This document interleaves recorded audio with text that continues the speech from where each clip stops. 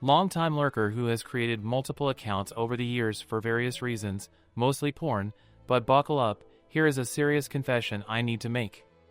Just for context, my wife, let's call her O, and I have been happily married for 6 years. We have a beautiful child, a great life, and everything seems perfect on the surface. But there's a history here, and her sister, J, is the culprit. I met O years ago when she was engaged to another guy. I wasn't romantically interested at first, but over time, we became good friends. Really good friends. O was beautiful, smart, and full of energy, and it wasn't long before that friendship turned into something more, something secret. Yes, O cheated on her fiancé with me. It was messy, it was wrong, but the connection was undeniable. For a year, we carried on this affair, and to everyone else, I was just her good friend. The sex was, and still is, passionate.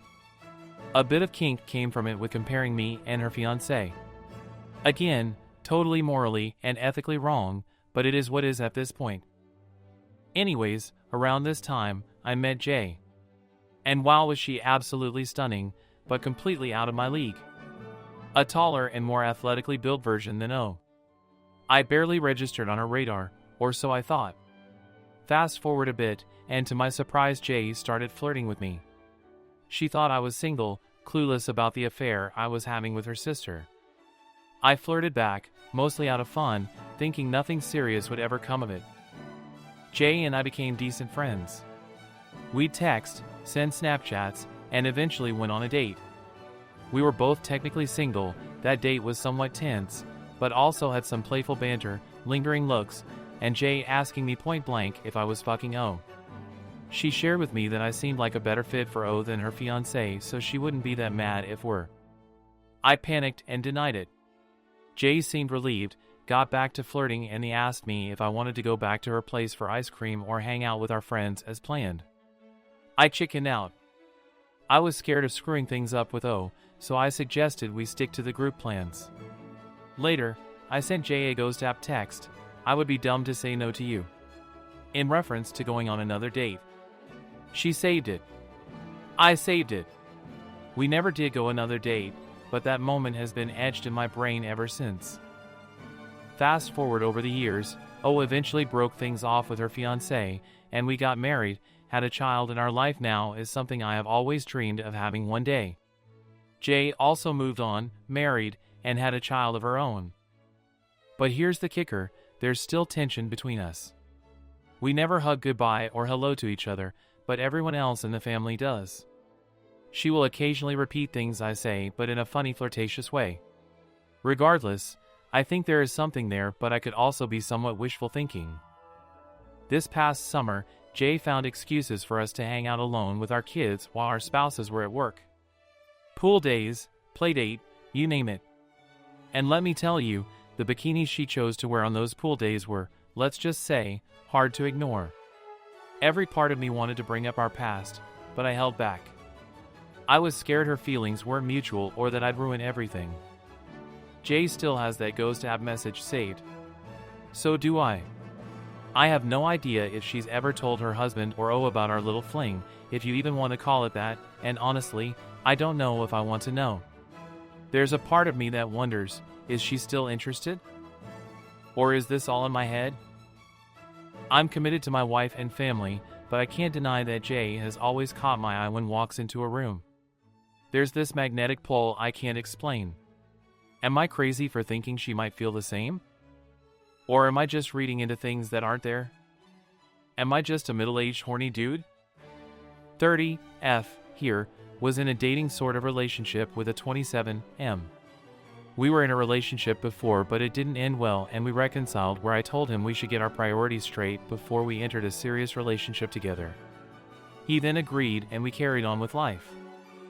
Fast forward months later, I found out that 2 months after we agreed on that, he slept with another female colleague and got attached with her. While that was happening, I was having a pretty rough time with life, so I didn't notice he was more absent or make a fuss out of it. I just assumed he was busy focusing on his career because he had been transferred into a more promising role at work. Here's the kicker, he never told me about it, and turns out that she was an abusive alcoholic. He then tried to kill himself because he couldn't exit the relationship, and she was threatening to get him fired if he didn't want to get back with her, and got into trouble with the law while trying to kill himself. I found out in sequences while he was being held in remand and a mental hospital before I could bail him out. It's how the laws in my country work. Basically, I was the only one that was there to bail him out because all his colleagues/friends refused to help him. He lost his job after the incident too. And ever since I was there to help him get back on his feet, checking on him daily, being his friend and supporter while he struggles through everything, prioritizing meeting him so he has company. He's also very much in debt as he lost his job and is going into prison, so that, to add on, he's a foreigner in my country, so it's hard to get a part-time job while waiting for his sentence in prison, and that compounds his struggles. But of course I'm terribly hurt, and he keeps repeating that she was such a bitch, and avoiding the entire topic that he slept and got attached with her and tried to make it work. Which I completely don't understand, but I choose not to push for a reason because he's going through a tough time. He did, however, show remorse and tried to make it up to me and said that he should have tried to make it work with me instead, and said he couldn't leave me when he was still with her, and because he didn't sleep with me, it's not considered cheating. A big what the fuck, but okay. However, it seems that he is using me as an outlet for his frustration, as I will be just talking to him normally and he will ask me to fuck off, or when I'm sharing part of my sadness he will say really hurtful things that I'm just as terrible as the rest of the people who abandoned him in his struggles. And then he will pull the suicide card that he will do it. It's getting overwhelming for me to deal with him being so mean and sidestepping my hurt feelings, but at the same time I'm his only pillar of support, and I feel extremely bad if I withdraw my support. Will I be an asshole if I start pulling back and leading him to sink because I honestly can't keep up?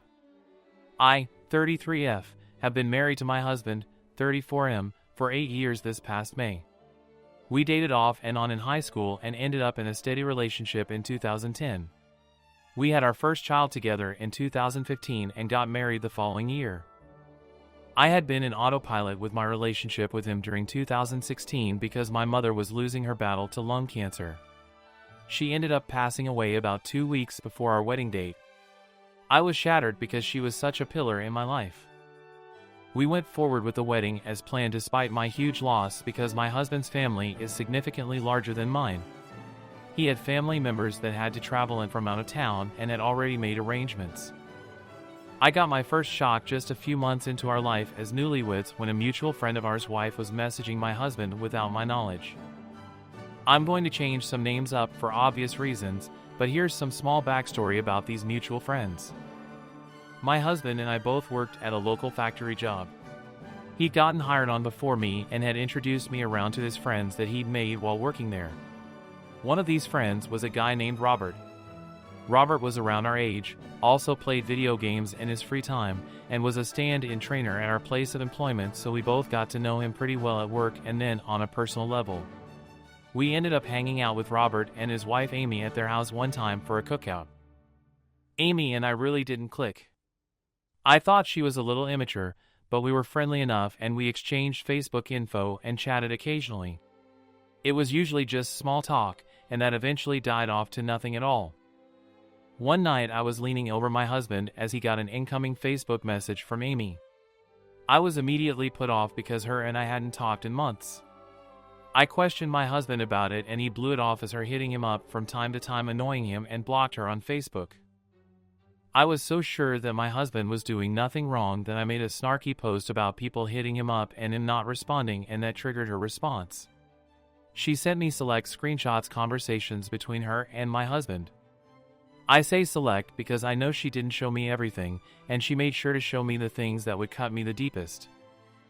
Obviously sexual conversations, but also stuff that was a little deeper. In one conversation he was pushing really hard to meet her in person, and she asked him about me and he said that I wasn't home and that I was going to be gone for the night. The only time I didn't come home was the night I stayed with my mom at the hospital when they told her they were moving her to hospice care and that there was nothing more they could do for her. The length of their conversations lasted for months before and after our wedding. And to make the story even sweeter, my husband asked Robert to be a groomsman in our wedding. At first he said he couldn't do it, and I couldn't understand why he was acting so funny. Turns out he knew my husband and Amy were talking shit to each other. The betrayal cut me to the bone. I almost lost myself that time. I can sit here and give 100 reasons to try and justify why I stayed, but the honesty is I was scared to leave my familiar place in such a time of upheaval with the passing of my mom. Now here we are 8 years later. We have had 2 additional children of our own, and we also took custody of my godson. To say we have a full house is putting it lightly. I've hit an all-time low this year with my depression, so I've been focusing on my mental health more than I ever have in my life. I was at a point of drowning and I knew I needed professional help. I've finally found the light at the end of the tunnel, and because of all of the progress I've been making, it has made my husband feel incredibly guilty. He told me a couple of months ago that he had secretly been messaging other women and having sexual conversations with them. He also admitted to swapping pictures with these women and saving their pics on his phone for later enjoyment. I didn't ask too many questions and I don't have all of the details because it makes me sick to my stomach. He said that because I've been so depressed lately that he didn't want to burden me with his sexual needs. So he found other ways to satisfy himself. But porn became less and less available where we lived, so he did some digging into other ways to get by. He had an alternate email that he used for a secret Snapchat. I'm trying to keep my momentum going with my mental health and self-care while at the same time being strong for my children and not letting the cracks show. He's giving me all of the same stuff that I got last time. He loves me and doesn't want anyone else. He will go to counseling and spend the rest of his life trying to make it up to me.